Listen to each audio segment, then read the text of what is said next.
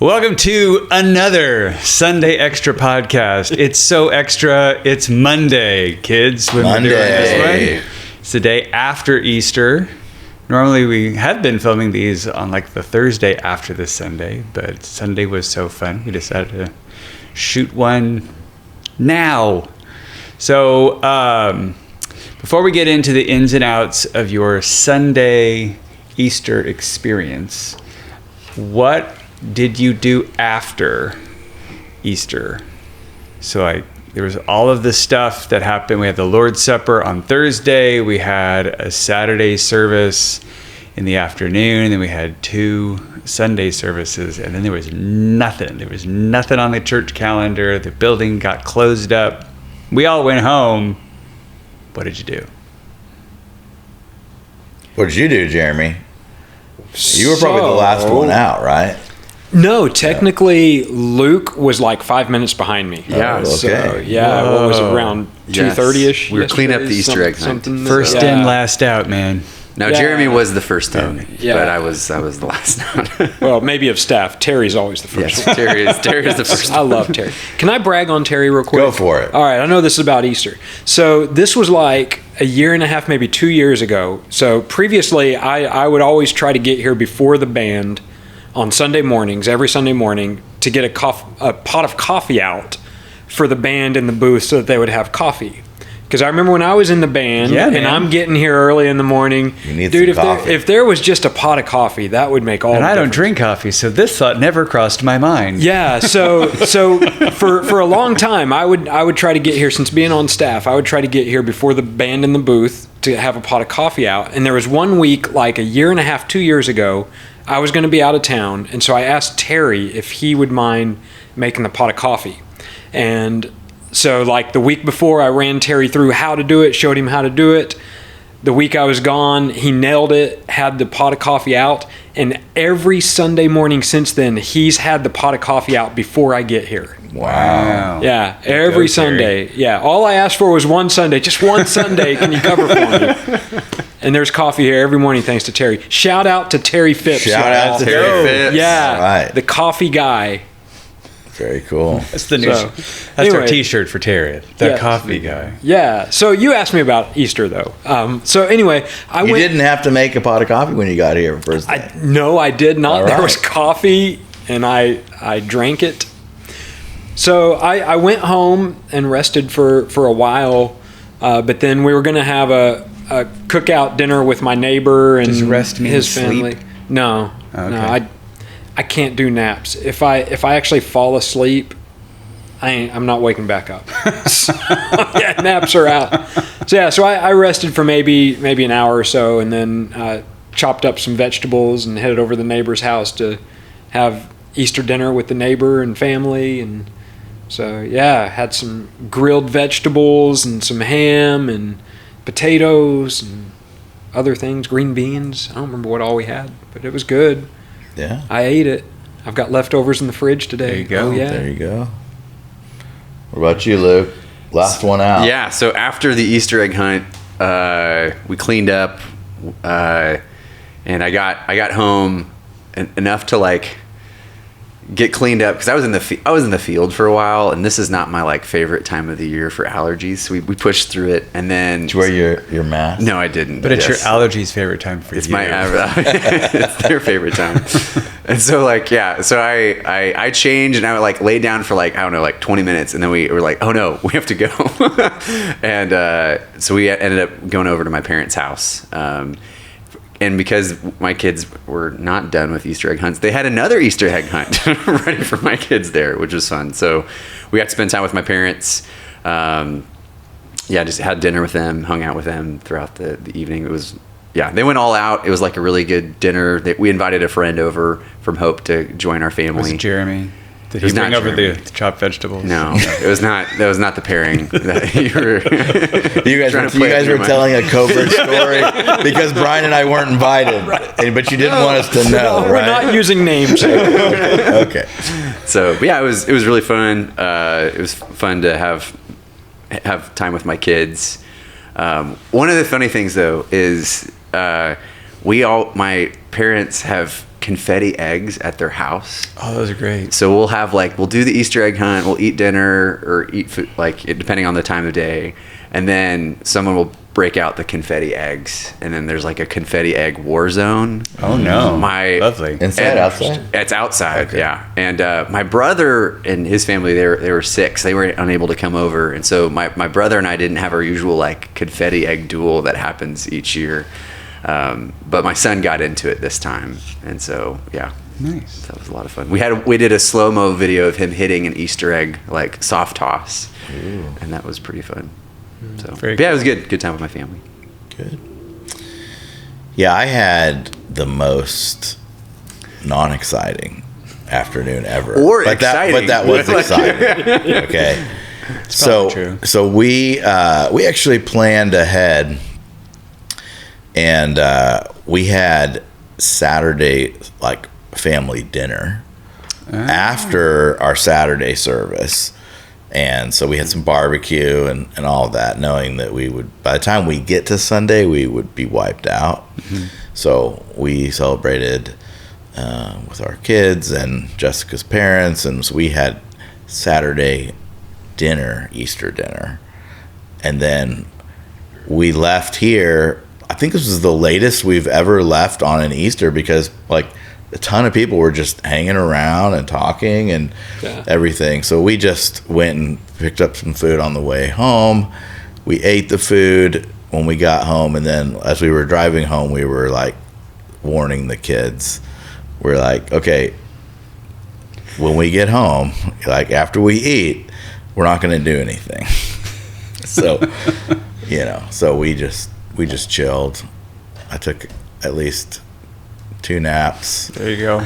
Watched part of a movie that was going on. There was like Ice Age, the old original you one. Say that, yeah. So I woke up a couple different parts. There you go. You make your own movie that way. Yes. It's like, oh, this is happening right now. Yeah, I think one of the times I woke up when those like alligator things were in the ice and before they got free, and it's like blinking, and next time I woke up they were causing some problems, but so yes, it was very exciting for me. Probably less exciting. Ice Age 2. So was it 2? Yeah, I don't know. I slept through one Ice Age. I did, probably. Wow. They probably watched all of them, and it was a totally different movie when I woke up. But yeah, just had a chill afternoon. It was Jurassic Park. What? Just moving through the geological. Oh man, wow. Jurassic Park. I had a dad fail a couple years ago. Kai really likes dinosaurs. And we were at my parents' house. I think this was like, I don't know, a holiday or something, and they've got like all the channels, right? And so on one of the channels there was a Jurassic Park movie. We like skipped past it, and it was a mild scene, and he's like, "Oh, Dad, go see the dinosaurs." and then it was not a mild scene. Yeah. And then it was a few hours later, time for bed, and he couldn't go to bed because the dinosaurs, And I was like, oh man, Dad failed. So no Jurassic Park yet on purpose. Sure. Yes, so this is a Gen X story. I'll tell you what I did for Easter, but we got a record player recently. And in with the record player. You know what that is, Luke? I was about to just get up and be like, okay, you guys can keep talking. I'll come back. They used to make CDs. And before that, no, you're good. Got a record player, a turntable, as the kids call them these days. Yeah, we told the kids don't do that. That sound hurts my heart if you wiki on the actual records that we have. But one of them was Thriller. We got that's an album. I know. We got Thriller. Nice. A record my parents, I don't think they wouldn't let me get it, but I was in 3rd grade when Thriller came out, and so it just didn't make sense in our family for us to rush out and get that or get Parachute Pants or Rubik's Cubes or anything else like that. Anyway, so I have the Thriller album, and for some reason my kids are in love with Beat It and Billie Jean. Mm-hmm. So they're just playing that, which is side 2, which is weird. Anyway, I'm like, you got to hear Thriller. I mean, it's the name of the album and all the things. And back in my childhood, Thriller was huge. That one album was about as big as all of Taylor Swift's career. I mean, it was massive. So I'm like, you got to hear the song. And they're like, I don't care, Dad. I'm like, they were listening to like, They're like, we don't care. Like, we got to see the video. And my wife, Glenn's like, you got to see the video. Yeah, we do. The dance, the whole thing. And we start watching the whole thing and realize they come out of the ground, right? Forget that it involves zombies and werewolves. And at some point, Michael Jackson has yellow cat eyes. And yeah, same thing. My younger's like, I can't sleep. All I can see are Michael Jackson's eyes. Like, okay. Sorry to hear that, kid. Hey, but you had the red outfit was awesome, wasn't it? But you had the bedtime song that I shared the trust on Sunday. God, No, that was not that wasn't it. That totally wasn't it. Hey, speaking of Michael Jackson, though, and just we're totally off topic now. Off topic. But before we got to Easter, my daughter does gymnastics, and so the NCAA championships were here, and we got to go to the first semifinal round on Thursday before the Lord's Supper, and then we have been watching the other parts of it, and the parts we didn't see, so the second round and then the finals. And some girl, this didn't happen when we were there, but some girl was like, she's moonwalking on the beam, and I'm like, wow, that's impressive. That's hard. Very narrow feet. Yeah, but like the moonwalk, but on the beam. Man, it's pretty good. That was pretty cool. So I'll have to say, my Easter afternoon was just a little less exciting than yours in terms of exciting for you. Okay. So we left here, and I think we were home for maybe 15 minutes to change clothes. We'd been invited to neither Luke's nor Jeremy's house after. But there's a church family who has been trying to reach out to their neighbors for a while. So annually I see their neighbors who show up for their Easter stuff. And they do another Easter egg hunt where all of the older kids hide eggs for the younger kids. And then all the parents wander around going, did you see over there? Did you see over there? Like, we can all see those things. So that was fun. But yeah, Glenda and I we're totally feeling our age, and we're staring at each other. We're done. We're totally baked. We just got to go home. So we did go home. Also fought the naps, because for me, I can take a nap, but after a certain time, if I take a nap, then I can't go to sleep that night. So I'm like, okay, well, we got to do something. And my eldest daughter, who is very redheaded since forever ago, has just been in love with Anne of Green Gables. And her grandmother gave her all of these TV movies of Anne of Green Gables forever ago that had been over at this friend's house for months. She gets them back. Like, we should watch Anne of Green Gables. Yes, we should totally check that off the list.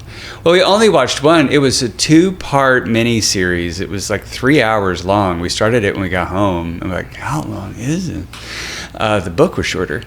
But yeah, it was good. Did the boys sit through it, or they're off? The boys were forced to sit through it. Okay. They're like, oh, can we watch something? Like, look, we've watched all of your adventures. You can sit through this. So it was fun. You definitely needed to have read the book in order to understand what was going on. But we had, as a family, we'd already read the book. I think there was similar deal was made. If we're going to read this pirate story, we are going to read Anne of Green Gables next, kind of thing. Oh, I see. So it's a little bargaining. Yeah. So we did that, and then we went to bed around, I don't know what time that was, but we did go to bed. Yes. Well, I took my nap, and then I still went to bed, so. You took 2 naps. Yes. 2 naps. The second one was, way to go. Was more of a nodding off. And I think the skill of that, the expertness of that, is 2 naps, still went to sleep, and you have lots of coffee in the day. So the caffeine, you just punch it back, and I think that's impressive. Hey, it's coffee and the Holy Spirit is what gets you through, right? So what was it? We had... Well, I don't know if we've said this on the show. We were praying that the Lord would bring a certain group of people yesterday. How did that go? What were we praying for?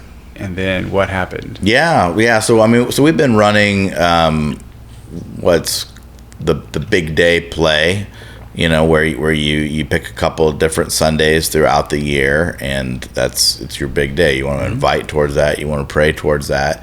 So Easter is obviously naturally one of the biggest big day. And so we were praying that God would allow us to double for Easter.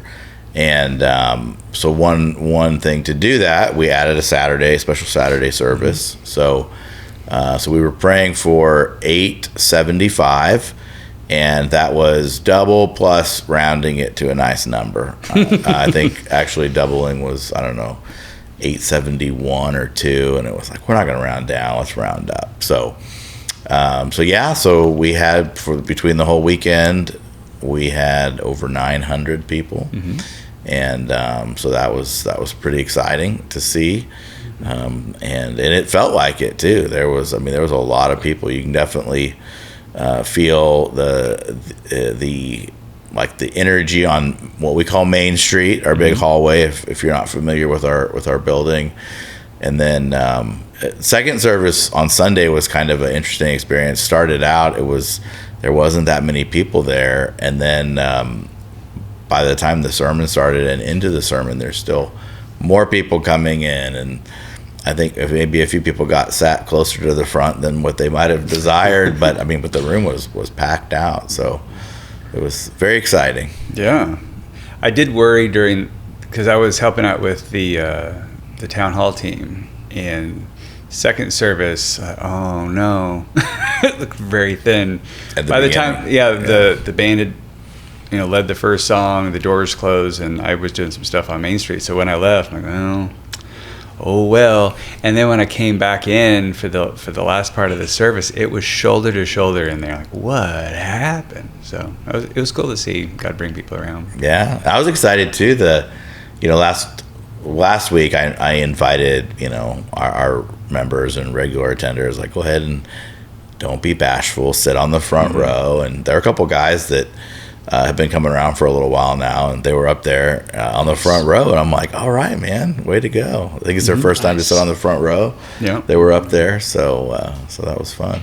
Yeah, they took your seats where you were, guys. Hey, you guys were for the first service. I'll let someone take front row. So seats. Then, so I actually sat up in the front next to the safety team, and then it was like crammed on this little row was Rachel and Luke, who were about to host, and then me, and then one of our safety team guys. And wow, that's a pretty large ant there. Yeah, hey. I've been following him with my eyes for a while. Him, okay. Yeah. I wasn't going to say Where did he anything. come from? I don't know. The ground? I know, but it's just weird. Anyway, distracted. We're filming these things live. It's live TV. It's live TV, people. I've got a dead wasp next to me. All right. Squirrel. Ant. Oh, sorry, Rachel. Oh, my. So you were crammed on a front row. Yes. Yeah. Which is good. Yeah. I normally sit on the next row back, but yeah, I'll sit on the front row any day to have a full room. So yeah. It was good. We shared the gospel. Several people marked on their card that they were believing on Sunday. So, or Saturday. I don't know if anybody did that on the Saturday card. So we got some follow-up to do, and praise Jesus. We've got some new family members. Mm-hmm. Yeah. So we started a new series on Sunday called Unshakable Faith. And I think what's going to be fun is, as we've looked at the whole plan for the series, there's several things that would tend to, I guess, shake our lives or cause us to be in a tailspin if we weren't grounded in Jesus. And things like doubts or failures or illnesses or things we can't control that come at our lives, or as Jesus said in that parable, the storms of life come. So what are your goals for the series, and was there anything, because it's just us, was there anything from Sunday that you want to drill down on a little bit? Yeah, I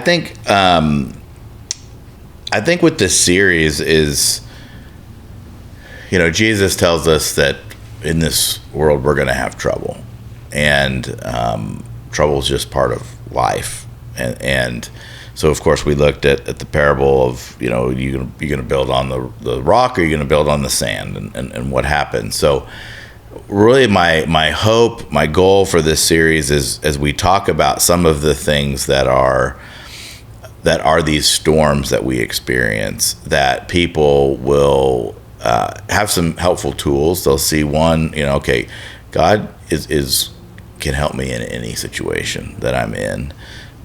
Here are some tools to help me as I navigate, and I can make it through with His help.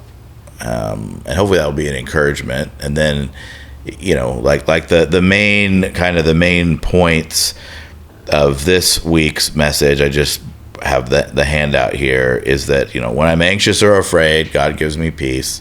When I'm weak, God gives me power. When I'm uncertain, God gives me direction. And I mean, those, we started out very general, because we can be anxious about all kinds of things.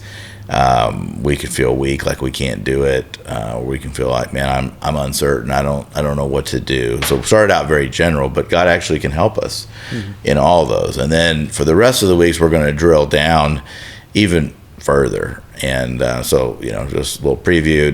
This coming week, we're going to talk about failure. Nobody likes failure. But as much as we don't like failure, we don't like to fail, God can be right there with us. There's actually sometimes failures that it's a failure from a human perspective, but then God's wanting to teach us and prepare us for something else, actually. And then, you know, if we do fail, what's important is you learn from that failure, and then you don't make that mistake. You know, sometimes things are out of our control. Sometimes we're just stupid. You know, I gotta figure out if there's a way to work in that there's another meme. You know, I got some good comments about my memes from Sunday, by the way. But you know, there's that one of like, there's a lion laying there, and then there's a monkey with a stick, and the words say, everything happens for a reason. Sometimes the reason is you're stupid. I gotta see if I can work that one in, but you know, but how do we actually deal with failure so that failure doesn't crush you, and then you never go on and try anything else again? You do anything. So we're going to look at failure. As you said, we're going to look at doubt, and then, you know, illness and even death. You know, those are big things. Those are big storms.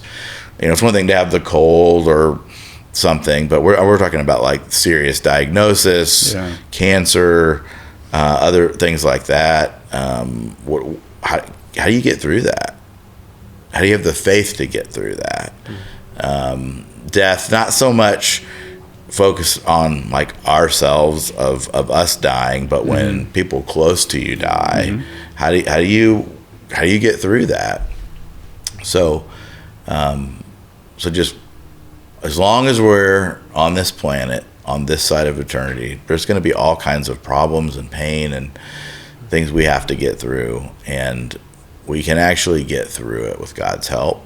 So I want people to be encouraged and equipped to maybe the next time they experience something, it goes a little different, it goes a little better, maybe a little sooner. Cry out to God, because sometimes He's our last resort, but He should be our first resort.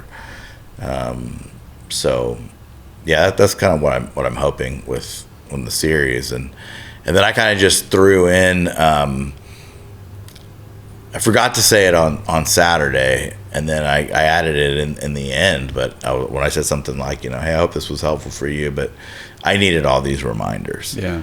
And you know, without going into all the specifics of everything, it's just there's a lot of things going on in life from a lot of different angles, and I have a lot of course to be. There's a lot of things I could get anxious about. There's a lot of things I feel weak in, like I don't have what I need to do what needs to be done. And then there's a lot of uncertainties. And I mean, one of them, I mean, you guys know we were talking about this earlier today. Saturday, our van encountered some difficulties, and you know, Jessica was able to get it home, so I got to take it into the shop, and right now it's uncertain as to what the problem is and how much it's going to cost to fix it. So that's uncertainty that could cause anxiety. So just other areas. So even for me, it was actually Sunday morning. When I was in the shower and I was praying, I was like, okay, God, all three of these, I need all three of these, and we all, as followers of Jesus, need these. So I'm planning on having my faith grown and emboldened throughout this series, and I hope that happens for other people as well. Yeah. I don't know. One of the things we did I can't remember if we shared this on the podcast, that's why I'm stammering. We did a thing as a family a couple of weeks ago where we were learning about the Pilgrims crossing from Europe to the New World.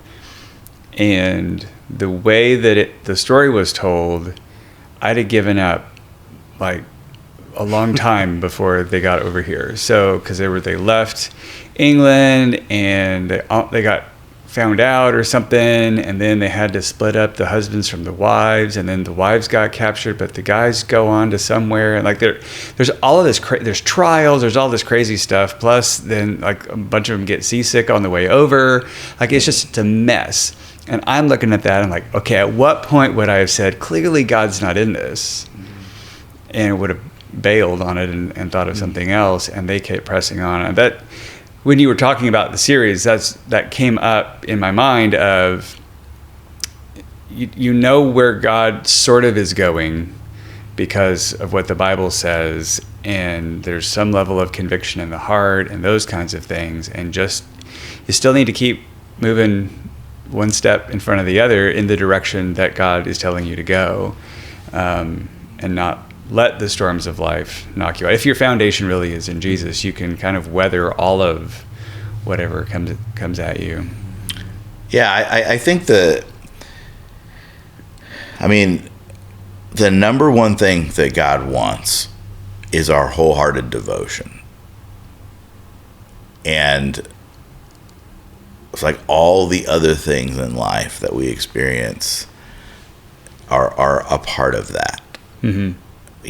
So in fact, it's really fascinating.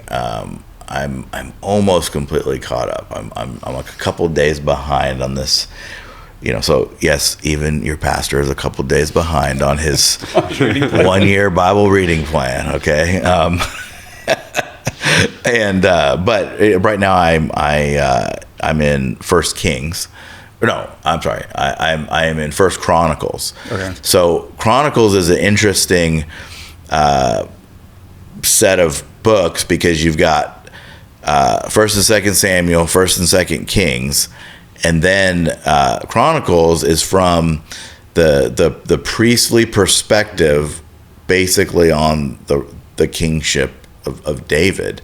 And so a lot of the stuff is repeated, right?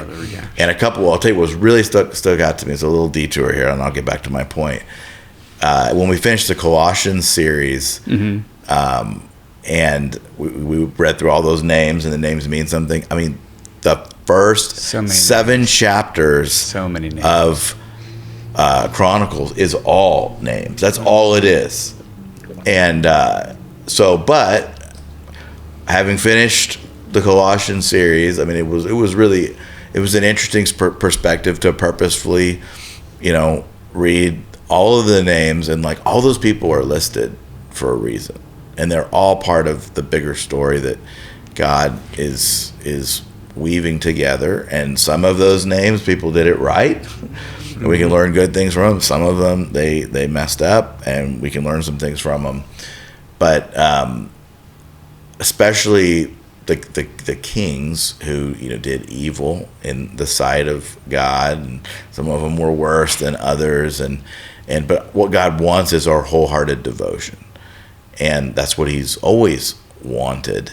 And when I made that comment on Sunday about we go through problems and things, and we need to look up, like whatever's distracted us, how can you take whatever this circumstance is right now, good or bad? And a lot of times in the good, we forget about God because life is good. But then as soon as it gets bad or it gets difficult, now we need something and we need him. Well, how can we take that and use that as an opportunity to look up and get the focus off of ourselves, get it back on him and say, okay, God, what do you want from me in this situation? And I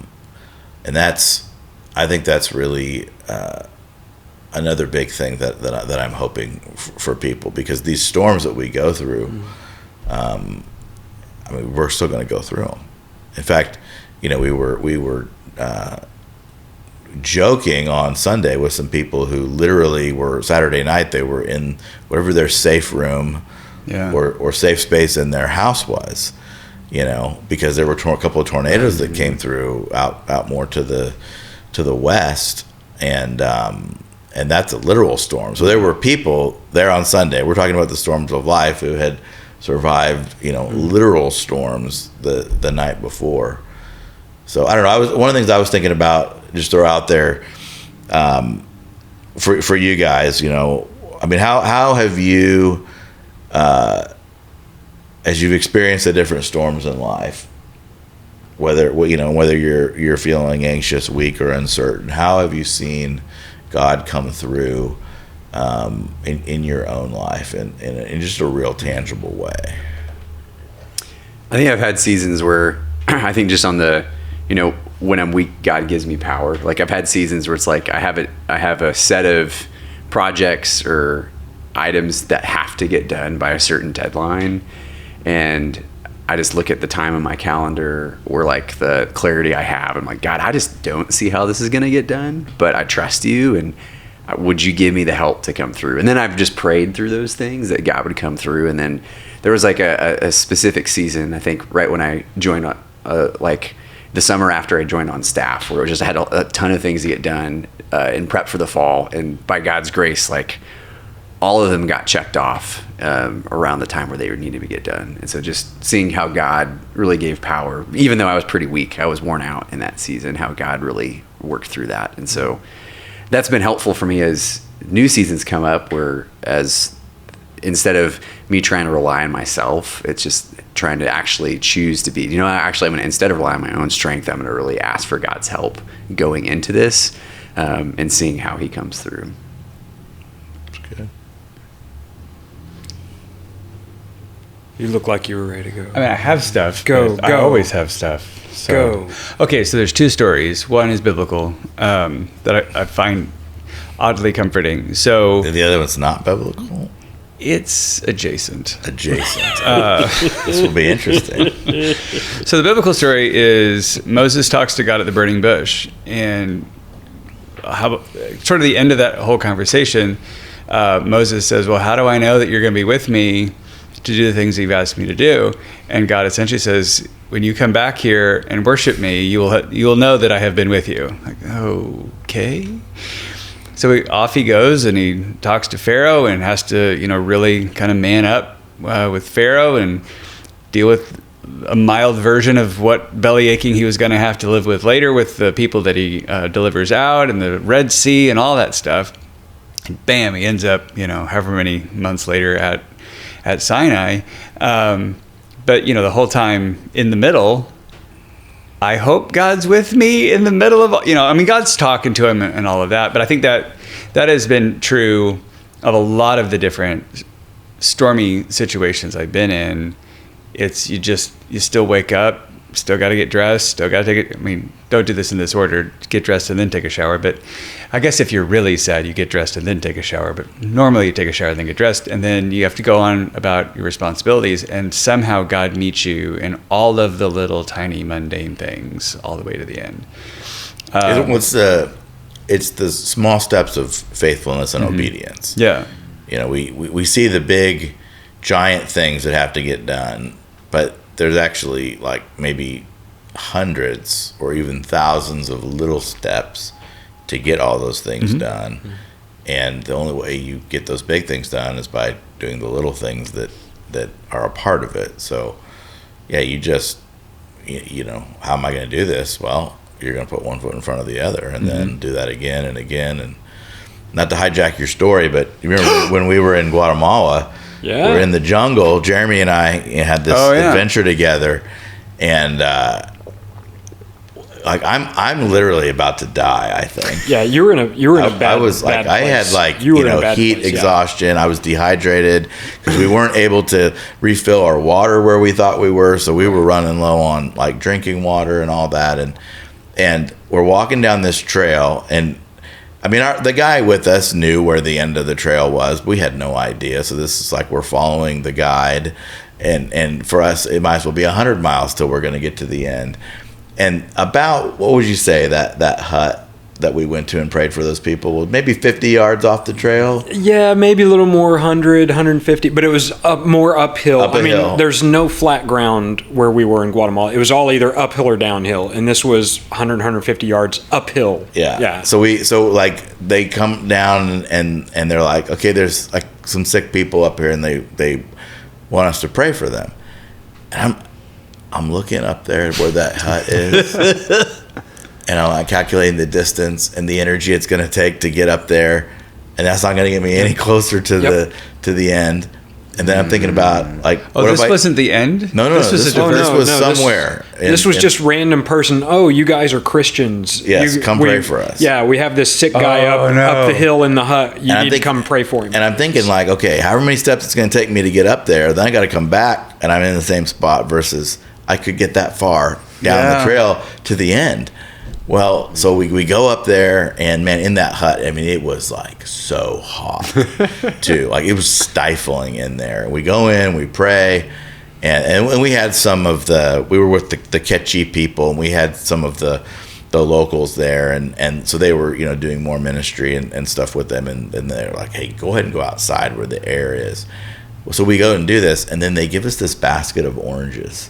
Yes. And you talk about oranges is a fruit that has so much liquid in it, and I mean, and that so there's liquid, there's a little bit of sugar, there's something that we needed, and then we could keep going down. But it was the only way to go is to keep taking one step after another. And for me, it was literally, there were times where I was like, God, help me to pick up my right foot. Thank you. Now help me pick up my left foot. And that went on for we did, I think it was 20 miles in 2 days of trekking through the jungle. And again, uphill, downhill, nothing flat. Yeah. It was, and that's it was a lot. How do you get through it? You put one foot in front of the other. And then God meets you in some, remarkable ways in the middle of it. I mean, at that point, I was like, wow, if we hadn't have gone up that hill, we wouldn't have got those oranges. Right. Mm-hmm. So the oranges were actually on the way. Yes. To get to the end. Yeah. Yeah. That's cool.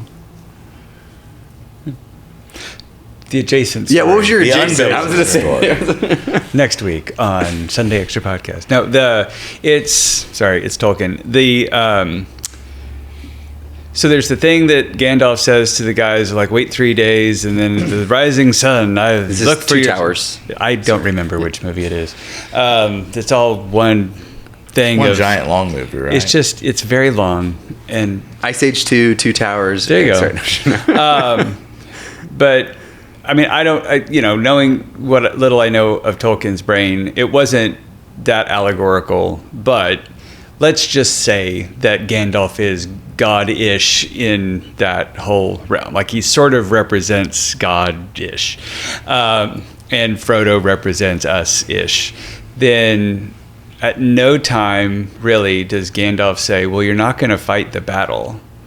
I'm going to show up and I'm going to help you fight the battle. But at no time does he pull, Frodo out of the trouble. You still have to walk through the trouble. And maybe it wasn't Frodo at that moment. I can't remember. But there's still all of the difficulty, and there's help in the middle of the difficulty. But often there isn't the yanking you out of the difficulty, which is everyone's prayer. Make it stop, make the healing come, everything just supposed to end the bad so that I can move on. And God often grows us more. There's a very fun exercise that I don't have to do in Antioch Project, which is map out your Christian life essentially, and like you map out when was I close to God and when did I feel more distant to God. And it's hilarious that as the students do this, and then they explain why the graph looks the way it does. And almost always when they feel the most distant from God, things were going like materially, it was the best. Yeah, because you layer on, it's the high moments in life and low moments. Yeah.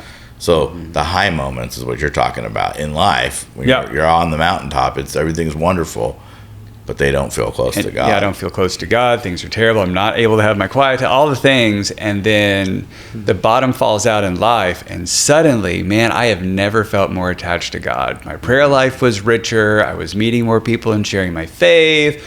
All these, things that I was needing start showing, all that kind of stuff. It's really kind of interesting.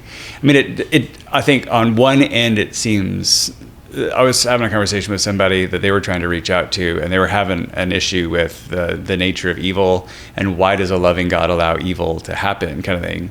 But, I think on this side of that question, you see this is when God shows up, is when things are going sideways. Then God shows up probably more because we realize how little control we have, how little power we have, how little all this, and we need Dad to come in and help. And I don't know, that's been kind of fun. Over the different stresses and storms of life, my faith has really grown because of the stress and the trouble, Yeah. Yeah, I mean, and I think if we could actually clearly see from God's perspective, he's the same all the time, and he's there all the time. We aren't looking for him when everything's going wonderful. So you don't see what you're not looking for, right? But when you're looking for something, then you can start to see more of it. You become desperate, and I think that's one of the reasons why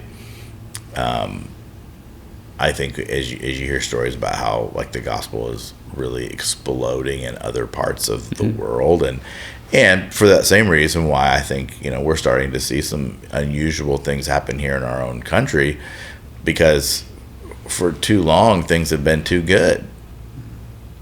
I mean, that's if you have everything you need and almost everything you want or everything you want, then you don't need and want anything. And it's easy to, there's one of the warnings in Deuteronomy is like, before God's people go into the promised land, is I'm giving all this to you. And don't forget this and think that by your wonderfulness, you got this. You're harvesting fields that you didn't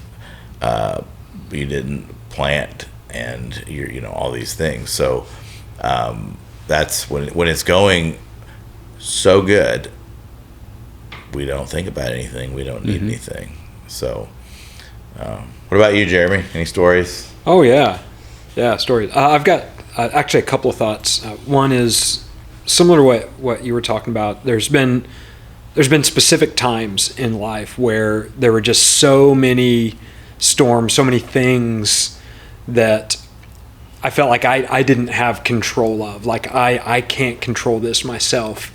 And the mental picture of Peter walking on the water came to mind, like in the moment of, day by day, hour by hour, like when my focus was on Jesus and his word and his promises, it's like I could rise above and walk on top of the water with the storm and the waves and everything. But as soon as I took my eyes off Jesus and like started looking at what was going on and figuring out how am I going to fix this, how am I going to do this, it felt like I almost immediately like sank, and I'm like up to my chin trying to swim with these storms. But then I would look back at Jesus and think on his word and really put my focus there, and it's like I was back above the storm walking on the water. And I remember just going up and down and almost hour by hour. I mean, it sounds silly, but quite literally, like when my focus was on Jesus, I was above the storm. And the storm was still there. I was above the water, I should say. The storm was still there, like you were saying. Yeah. God didn't take the storm away. But focusing on him, it's like you could you just knew he was above the storm. Yeah, and he was there through it. But trying to do it on my own, I was chin deep, if not underwater. Yeah. But I think the other thing that came to mind is I've also seen in my life, and I suspect this is probably standard for a lot of people, is, I say I have faith in God. I say I trust God. But then inwardly I'm more like, but I've got this. I've got it under control. Yeah, I trust God. I got this. And after enough times of doing that, I can see where God has put situations in my life where it was bigger than what I can control. Because, I think my natural tendency is I want to control this. And God's like, okay, I'm going to give you more than you can control. Are you actually going to trust me? Because you can't handle this. And then I get to see just how quickly I drop under the water. Yeah. And so I've seen those situations. And for whatever that's worth, there you go.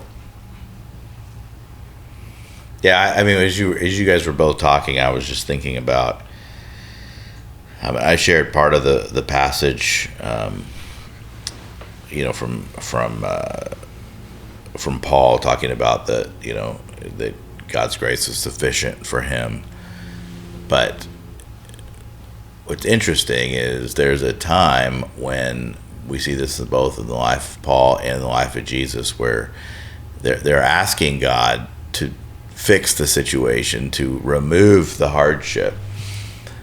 And it's not wrong to pray that, but then what happens is there's a shift, and the clearest shift is with Jesus. So we just celebrated Easter, but he's in the garden Thursday night after they've had this first Lord's Supper together, and and he's praying intensely, and he's asking God. He's like, God, is there any other way? Yeah.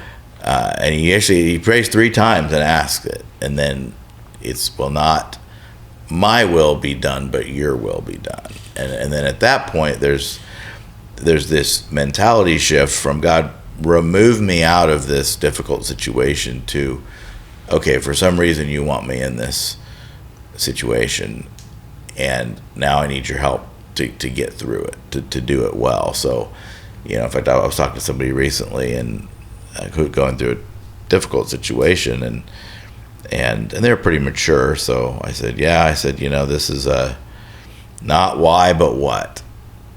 God, not why is this happening to me, but what do you want me to take from this? What do you want me to learn, or how do you want me to grow and change? And that's another big thing I'm hoping with this series, is by looking at this and talking about it, is, by all means, pray for rescue, but God's not going to rescue us out of every bad situation we're in, but he will get us through it. So if we can stop, take a step back, try to see things from a little different perspective, and then with his power and strength and direction, we can get through what we need to get through, and actually come out a different person on the other side, to be more like Christ on the other side, which is the goal. So this series is going to the end of May, I believe. And well, I do love that it is very universal. Like, we're all going to hit moments where our faith, even as pastors, our faith is going to get rattled here and there. Are we going to keep pressing in, or are we going to back off? So I'm looking forward to this series. I am, but I don't want the situations that will cause me to need to apply, if that makes sense. I want my life to be easy. So if you're listening, we invite you back as we continue the Unshakable Faith. I think it'll be a help to you. And it was a big day on Sunday with Easter and all the inviting, but that doesn't mean that that's the only Sunday you have to invite to. You can invite to this Sunday too.